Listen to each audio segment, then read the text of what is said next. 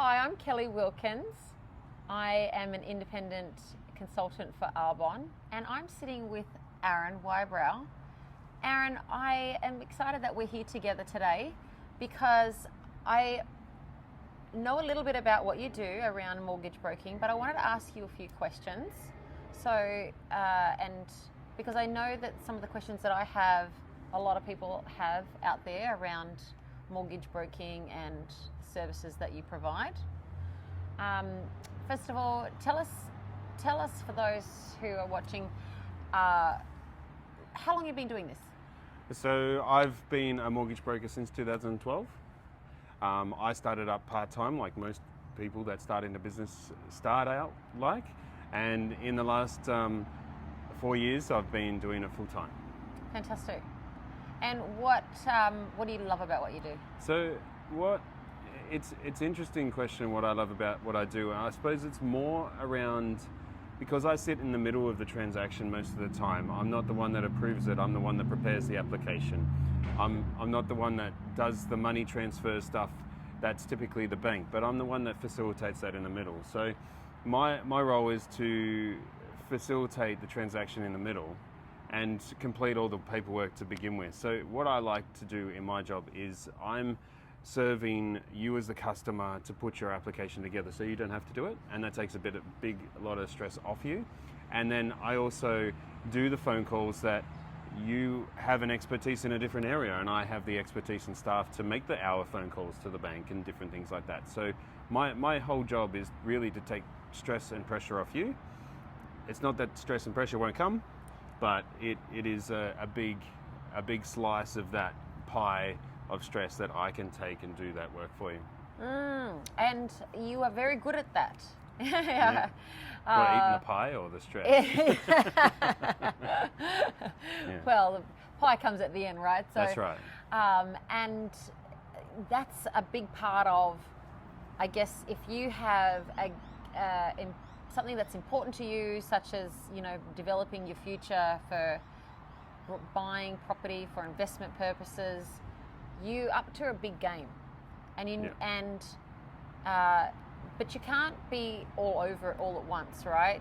So you need somebody like you to be able to, who can take that time to, I guess, tick all the boxes and make sure everything's going right. And you were saying as well, take that stress off. So a lot of the time that stress comes when you're sitting on the phone and you're waiting for the bank to get back to you, and that's what people experience, right? That's what boils your brain sometimes when you're going through those processes, is those mundane things that people have to do in order to get the approvals. Would that be right? I'm the accessible person to you or to the client. So the client can call a mobile phone number and get either myself or one of my team members, which is not like a big bank where you've pressed number 1 for number 2, you've spoken to Sally in the morning and Sarah in the afternoon and Alex in the evening, and they all have to spend 10-15 minutes to get across your file. They all have to try to figure out where the other person's up to. We have to do that internally for your application to the bank on our side. Right. But we are the coordinator of the information so that we can give that back to you. Now, it's not always the case that we give you back, it's all progressed normally and it's all good.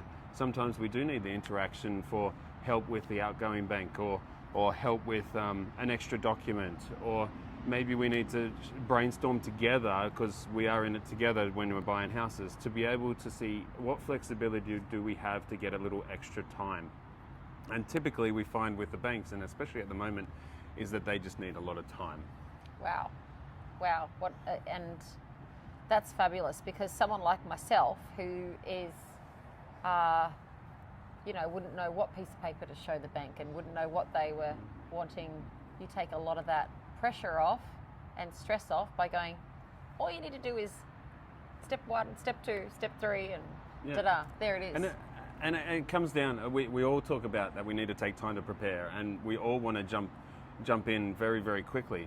And we do have to ask a lot of questions up front. We do have to prepare a lot up front, because if you do, I've had times that I've put unknown to me, and that's another thing, being honest back to the broker, is a good thing. Whereas we've submitted an application to a bank, and then someone else has submitted the same application to the same bank, and the banks declined both. Wow. Because one has it all strategically all put out nicely and laid out the way it needs to go, and then when the other one comes on top for one reason or another, it has, if you have 3 car loans, they might just report it as one big car loan instead of the 3.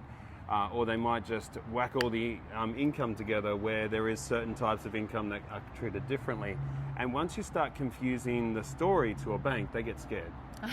And they're the ones providing the money, Yes. and they're basing it off the information that you've already earned the money, or you've already done things to try to predict what's going to happen in the future. So having the story, having everything correct, and not shopping around to so many places. And we've got clients that are scared, and they've come to us with their credit file is another variable in it that's got like many different transactions, because they got scared and they wanted a loan quickly. Yes. We have to slow that down, and we have to put the story together. We have to screen it up. We are the people that can take your information without your identification and talk to the banks and go, what if we present it this way? Does it match your policy? Does it match this? Does it match that? Okay, it doesn't. We'll go to the next one. Does it match this? Does it match that? We thought we could have got it there, but there's just one little nuance with your circumstances that change it. So when you're going to a bank, if you don't get that I'm going down the aisle of Coles and I can buy different brands, where you're only going to one brand. Yeah. And that can be a little bit of a nightmare, where I can go to the multiple brands with the same piece of information. I know where it might go, but there's usually something that needs to trigger one bank over the other. That's really powerful, having someone like you who knows the nuances to advocate on your behalf, so that you get the right story across. You only have that one chance, really, to just tell the story the right way, so they say, yes, here's your approval. You can go buy your dream home investment, and now you can go live the life of your dreams, and at least that portion of it, you have provided that, and that is an amazing and a valuable service, and I love the way that you've explained that.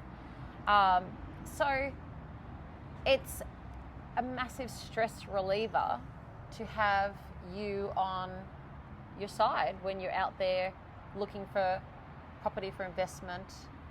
Is that what you do mostly, is investment property for people? So my role is around the strategic lending assistance. So it's understanding where your circumstances are. So the most common thing is, I want to buy a car and an investment property. Oh. Okay. So how old's your car? It's only 2 years old. Well, you can do that. A car and investment property are the one go. We can, but it's more understanding that if your car's going to die and it's going to prevent you from working, we may have to delay the investment property because of your numbers. Right. We could do them both together depending on what the numbers look like, but sometimes it's a sequence of events. If something's preventing you from earning money, like a car breaking down and needing a new car and having a family safe, we can push the investment property out. That could be a logical idea. It may not. You have a car that's only 2 years old and you want to buy the next fancy Porsche or Maserati, and you want to buy your investment property and you need a loan to do both, that may not be the best strategy first. We may want to go down the line, let's go for the investment property, let's see how your car's going in a few years' time, when we've affected your net wealth by using the bank's money. And the lending strategy is what I get involved in. I don't totally get involved in the property side. I leave that to the experts, and your husband's one of those experts, and we put that together. Yeah. So I'll put the lending strategy together, we'll match it up with the property, and then we'll match it up with the next transaction. Awesome. Seamless. Yeah, because you know the right people to work with, who are going to provide the right goods for your client at the time, whatever that needs to be. Yeah, super smooth and simple, stress free. Not always free, but less. Like that. Do you have any advice for anyone who is shopping around looking for the right mortgage broker? What do they need to be aware of? You can sum it up pretty easy. If you're looking for a mortgage broker and you want to look at whether I'm the fit or someone else is the fit, you need to know that a mortgage broker is going to come and meet you where you are and brainstorm with you in your time to make sure that you get the right outcome. So you just need a mortgage broker to meet you where you are. But then next level to that is the type of transaction you're doing. there are different brokers for different transactions, and there are different brokers for people that can do all the transactions. So you've just got to look at the experience and someone that's going to meet you where you are. Perfect. Well, is there anything else that you would like to add? So I suppose, Kelly, on your side of the fence, you have Arbonne. So if I'm going to take on all this stress from people, what's a couple of good tips that we can reduce the stress? Well, I have some fabulous tips. First of all, that don't involve money or time. So without involving any products or anything that you do, first of all, my number one tip is gratitude.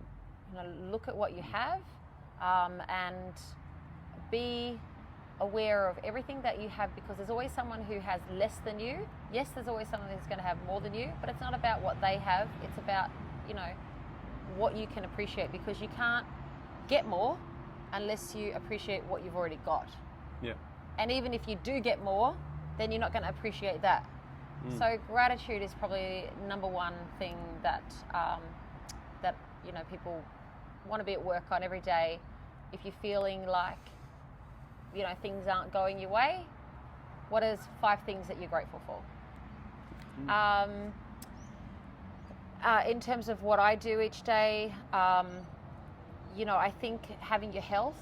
I think when you are well, that is going to serve you best. So making sure that you get up in the morning and have a glass of water. I always mix my water with a herbal tea or a fizz or a greens balance. I do a combination of different things first in the morning, because I think the first thing that you need to do is hydrate your body. And so, look after your health, be grateful, and then you're going to attract people who are able to help you, like yourself, in your life. So if anyone who's watching this who have not heard of Arbonne before, or come across the products, the herbal tea or the fizz that I'm mentioning, if you want to drop a comment below and reach out, then I will happily send you out a free sample. So you can do that. I suppose what you're just mentioning there is that when people do come to me to do a transaction, they've been very lucky to be able to get to that point, to be in a position that they think they can get qualified by a bank. Yeah, that's right. So the grateful, that's a very powerful position when you come into someone like me. Now, we all want it today, and we all naturally don't remember what happened yesterday, but it's interesting. Like, we're going to unpack that when we go through a lending strategy thing. So, yeah. Beautiful. Well, thanks everyone. Thanks for spending this time with me worries. today, Aaron. Thank you. And thanks to those who are watching. All right. Thank you. Bye-bye.